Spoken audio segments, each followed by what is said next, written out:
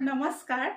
প্ৰথমতে মই জনাই লওঁ যে মোৰ ইউটিউব ফেমিলিলৈ এই বছৰৰ বহাগ বিহুৰ শুভকামনা জ্ঞাপন কৰিছোঁ। লগতে অসমবাসী ৰাইজলৈও এই বছৰৰ বহাগ বিহু শুভকামনা জ্ঞাপন কৰিলোঁ। আৰু আজি বিহুটোৰ কাৰণে আমাৰ গাঁৱৰ ঘৰত স্পেচিয়েল হ'বলৈ গৈ আছে, কাৰণ মই আছোঁ সেই গাঁৱৰ ঘৰত আজিৰ দিনটো গৰু বিহু হয়। গৰু বিহুৰ দিনা গাঁৱত কি ৰান্ধো, কেনেকৈ খাওঁ আজিৰ দিনটোত সেইবিলাকে আপোনালোকক দেখাবলৈ গৈ আছোঁ। ভিডিঅ'টো কিন্তু আপোনালোকে কালিলৈ পাব। আজি যিবিলাক হৈ আছে মই আপোনালোকক ভিডিঅ'ত দেখাবলৈ চেষ্টা কৰি গৈ আছোঁ। আৰু আপোনালোকে ভিডিঅ'টো স্কিপ কৰি নাচাব, সম্পূৰ্ণ ভিডিঅ'টো চাব, তেতিয়া আপোনালোকে গম পাই যাব কেনেকৈ খাওঁ কেনেকৈ নাখাওঁ। আৰু আশা কৰোঁ যে আপোনালোকে ভিডিঅ'টো ভাল পাব চাই পেলাই, সেই আশা কৰিছোঁ। ঠিক আছে, বেছি পলম নকৰি আপোনালোকে ভিডিঅ'টো মাজলৈ আহি থাকক আৰু চাই গৈ থাকক। আৰু ময়ো ৰান্ধি লওঁগৈ, আৰু বহুতখিনি বস্তু আছে আজি বনাবলৈ, বহুত স্পেচিয়েল হ'বলৈ গৈ আছে। তেনেহ'লে ব'লক বাৰু ভিডিঅ'টোৰ মাজলৈ আহক তেন্তে। এয়া চাওক, লগত লৈছোঁ মই মাছ আৰু বিলাহী, আৰু লৈছোঁ ঔটেঙা, ঠাহিলোৱা আৰু গাহৰি আছে, আৰু টিকনি বৰুৱা, আৰু আদা নহৰু, আলু, পিঁয়াজ আৰু নগা ধনিয়া, এইবিলাক আছে এইখন চালনীত। আৰু আনফালে আছে এয়া মাটিমাহ ধুই পেলাই মই ৰাখিছোঁ, মাটিমাহ আছে। আৰু লগত ল'ম মই এয়া বেতগাজ হয়, বেতগাজখিনি কিন্তু কাটি পেলাই এনেকৈ থৈছোঁ। বেতগাজৰ ৰেচিপি মই আকৌ এদিন দিম বাৰু আপোনালোকক। আৰু লগত আছে এয়া আমলি টোপ। আমলি টোপ কিন্তু মই কণীৰ লগত বনাম, সেইবাবে আমলি টোপ লৈছোঁ। কাৰণ আজি আমলি টোপ খোৱাটো বহুত দৰকাৰী হয়, কাৰণ আমি আজি 100 এজাত চব্জি বনাব লাগে। 100 এজাত চব্জি বিচাৰি থাকিবলৈ সময় নহ'ল, সেইবাবে আমলি টোপ খোৱা হৈছে। আমলি টোপটো আপোনালোকে বজাৰত পাই যাব বাৰু কিনিও ক'লে। আৰু আনফালে কেৰাহী মই জুইত বহাই দিলোঁ, কাৰণ ভিতৰত কাৰেণ্টৰ অলপ অসুবিধা হৈ আছে, সেইবাবে বাহিৰত বনাইছোঁ। এতিয়া পানী উতল আহিলে আৰু লগালগ মই ইয়াতে বিলাহী দি দিলোঁ। বিলাহীখিনি দিয়াৰ পাছত কিন্তু অলপ মই এনেকৈ বইল হ'বলৈ দিম। এয়া দেখিছে নহয়, বিলাহীখিনি পূৰা বইল আহি আছে এনেকৈ। আৰু মই লগতে এনেকৈ হালধি পাউডাৰ দি দিছোঁ। হালধি পাউডাৰ দিয়াৰ পাছত নিমখো দি দিছোঁ। নিমখ আৰু হালধি পাউডাৰ দিয়াৰ পাছত মই ইয়াতে আদা নহৰু দি দিলোঁ। এয়া দেখিছে নহয়। এতিয়া এনেকৈ উতল আহি থাকিবলৈ দিম। আনফালে কেৰাহীখন কিন্তু মই ভিতৰত লৈ আহিলোঁ, কাৰণ কাৰেণ্টটো আহি গ'ল। আৰু এতিয়া এইখিনি চাওক, এনেকৈ উতল আহি পেলাই মানে বইল হৈ আছে। এইবিলাক বইল হৈ থাকক, মই আন যোনবিলাক চব্জি আছে সেইবিলাকো ৰান্ধি লওঁ। আৰু এইখিনি অলপ পানী শুকোৱালৈকে থাকক। আনফালে আকৌ মই পিঁয়াজখিনি এনেকৈ ভাজি লৈছোঁ, তেল দি পেলাই পিঁয়াজখিনি এনেকৈ ভাজি আছোঁ মই। আৰু ইয়াতে মই এতিয়া গাহৰিখিনি দি দিম। গাহৰিখিনি দিয়াৰ পাছত আকৌ এনেকৈ ভাজি ল'ম মই। এয়া দেখা পাইছে, এনেকৈ ভাজি লোৱাৰ পাছত কিন্তু অলপ সময়ৰ পাছত চাওক, বহুত তেল ওলাই গ'ল, কাৰণ গাহৰি বহুত চৰ্বি আছে। আৰু ইয়াতে মই এতিয়া হালধি গুড়ি দি দিলোঁ। আৰু হালধি গুড়ি দিয়াৰ পাছতে মই ইয়াতে আকৌ ব্যৱহাৰ কৰিলোঁ নিমখ।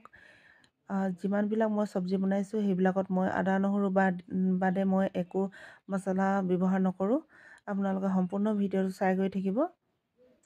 এয়া দেখিছে নহয়। এতিয়া মই ইয়াতে টিকনি বৰুৱাখিনি দি দিম। এয়া টিকনি বৰুৱাখিনি দিয়াৰ পাছত কিন্তু খুব ভাল লাগে খাবলৈ, আৰু দেখিবলৈও খুব সুন্দৰ হয়। এয়া চাওক, কালাৰটো কিমান সুন্দৰ হৈ গৈছে, সেউজীয়া ধৰণৰ। আৰু লগতে আলুবিলাক দি দিলোঁ। আলু দিয়াৰ পাছত আকৌ এনেকৈ মই সানমহলীয়ালৈ কৰি পেলালোঁ এনেকৈ। আৰু আনফালে চাওক, এই যোনখিনি মাছৰ জোল বনাইছিলোঁ সেইখিনি মানে এনেকৈ বিলাহীখিনি মই হেতাৰে মানে হেঁচি দিছোঁ, যাতে মানে বিলাহীখিনি ডাঙৰ হৈ নাথাকে, গোটা হৈ নাথাকে, সেইবাবে মই হেঁচি পেলালোঁ। আৰু পানীবিলাকতো শুকাই আহিলে। আৰু আনফালে চাওক, মই এই মাটিমাহখিনি পাতি দিওঁ বুলি ওলাইছোঁ কুকাৰতে। আৰু ইয়াতে ওপৰত মই কাটি দিছোঁ বেতগাজ, আৰু হালধি গুড়ি পাউডাৰ ছিটাই দিছে, আৰু নিমখ দি দিছে। আৰু মই আনফালে এয়া গাহৰি মাংসখিনি আকৌ ফ্ৰাই কৰি আছোঁ এনেকৈ। এতিয়া ওপৰতে মই ঔটেঙা দি দিলোঁ। ঔটেঙাখিনি কিন্তু বহুত আছে দেই, এটা ঔটেঙা আছে, গোটেই ঔটেঙাখিনি মই ইয়াত দি দিছোঁ, কাৰণ গাহৰিখিনি বহুত চৰ্বি আছিল বাবে ঔটেঙা মই অলপ বেছিকৈ দিছোঁ। এয়া চাওক, মই এতিয়া এনেকৈ লৰচৰ কৰি আছোঁ হেতাখনেৰে। এয়া এনেকৈ দেখা পাইছে আপোনালোকে। এয়া, আৰু আনফালে মাছৰ জোলকণ হৈ গ'ল। ইয়াত দেখিছে একেবাৰে মানে কমি আহিল আৰু এতিয়া ওপৰতে ধনিয়া পাত ছিটিয়াই পেলাই মই গেছটো অফ কৰি দিলোঁ। আৰু আনফালে গাহৰি মাংস হৈয়ে গৈছে বাৰু, বেছি সময় নালাগে কাৰণ গাহৰিবিলাক বইল আছিল, আলুবিলাকো সোনকালে সিজি গ'ল। আৰু এতিয়া মই ওপৰতে আদা নহৰু দি দিছোঁ। আদা নহৰু দিয়াৰ পাছত কিন্তু গোন্ধটো বেলেগ সলনি হৈ যায়। এয়া আদা নহৰু দিলোঁ। আদা নহৰু দিয়াৰ পাছত অকণমান দি মই এনেকৈ লৰচৰ কৰি থাকিলোঁ। ইয়াৰ ওপৰতে মই ব্যৱহাৰ কৰিম অলপ ৰেড চিলি পাউডাৰ ব্যৱহাৰ কৰিলোঁ, বাকী একো মই মছলা ব্যৱহাৰ নকৰোঁ। এতিয়া ৰেড চিলি পাউডাৰ ব্যৱহাৰ কৰাৰ পাছত আকৌ এনেকৈ অকণমান দেৰি সানমিহলি কৰি থাকিলোঁ মই। ইয়াত দেখিছে নহয়, সানমিহলি কৰি পেলালোঁ। অকণমান দেৰি পাছত চাওক, এয়া ৰেডি হৈ গ'ল বাৰু গাহৰি মাংস। কৈছোৱে নহয় মই, সোনকালে সিজি গৈছে সকলোবিলাক বস্তু আৰু বেছি সময় নালাগে। এয়া ৰেডি হৈ গ'ল গাহৰি। আকৌ আনফালে মই কেৰাহীখনত তেল দি ল'লোঁ কাৰণ আমলি টোপ আছে। গৰম হোৱাৰ পাছত কিন্তু মই ইয়াতে পিঁয়াজ ব্যৱহাৰ কৰিলোঁ। পিঁয়াজখিনি ব্যৱহাৰ কৰাৰ পাছত অকণমান দেৰি মই এনেকৈ ভাজি ল'ম যাতে পিঁয়াজখিনি সোনকালে মানে এৰ খাই যায়। এয়া দেখিছে নহয়, এনেকৈ ভাজি লৈছোঁ মই। এয়া পিঁয়াজ ভজা হৈ গ'ল আৰু এতিয়া মই ইয়াতে আমলি টোপবিলাক দি দিছোঁ কাৰণ আমলি টোপবিলাক চফাই আছিল আৰু বাছি থোৱা আছিল, সেইবাবে এনেকৈ দি দিলোঁ। এয়া দেখিছে, আমলি টোপবিলাক দিয়াৰ পাছত কিন্তু অলপ মানে যোনবিলাক ডাঙৰ আমলি হৈ থাকে সেইবিলাক কিন্তু আঁতৰাই দিছোঁ মই চাই পেলাই, আৰু বাকী এনেকৈ ভাজি লৈছোঁ। এয়া দেখিছে নহয়, এয়া আমলি টোপ ভজাও হৈ গৈছে বাৰু। আৰু ইয়াতে মই নিমখ দি দিছোঁ আৰু নিমখ দিয়াৰ পাছত হালধি গুড়ি পাউডাৰ। এয়া এনেকৈ মই ভাজি লৈছোঁ। ভাজি লোৱাৰ পাছত চাওক কালাৰটো সলনি হৈ গ'ল। বেছি সময় নালাগে বাৰু, সোনকালে সিজি যায় আমলি। এতিয়া ব্যৱহাৰ কৰিম মই কণীটো দি পেলাই কিন্তু মই লৰচৰ কৰি ল'ম, তাৰ পাছতহে আকৌ এটা মই ব্যৱহাৰ কৰিম। এয়া দেখিছে নহয়, এটা দি পেলাই মই লৰচৰ কৰিলোঁ, আকৌ এটা দিলোঁ। আকৌ এটা দিয়াৰ পাছত এনেকৈ আকৌ মই ভাঙি ল'ম, এনেকৈ দেখিছে নহয়, সানমিহলি কৰি পেলাইছোঁ।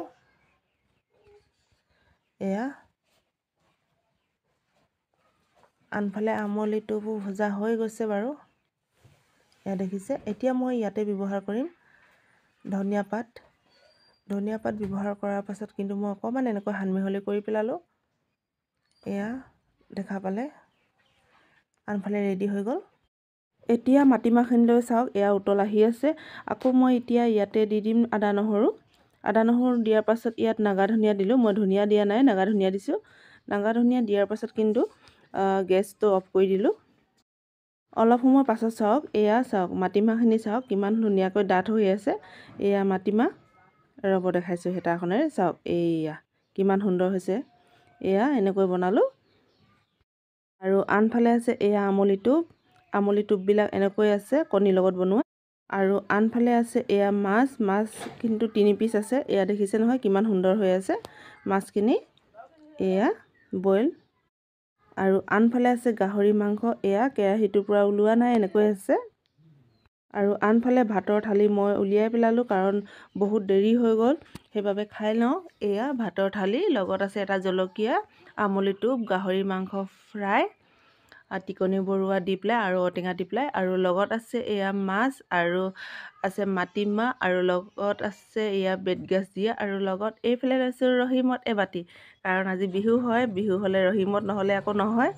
সেয়ে আৰু ঠিক আছে ফ্ৰেণ্ডছসকল, আপোনালোকে যদি এই ভিডিঅ'টো ভাল পালে লাইক, কমেণ্ট, শ্বেয়াৰ আৰু ছাবস্ক্ৰাইব কৰি দিব বুলি আশা ৰাখিলোঁ। আজিলৈ আহোঁ, কাইলৈ আকৌ নতুন এটা ভিডিঅ'ত লগ পাই আছোঁ। আজিলৈ আহোঁ, টাটা বাই বাই।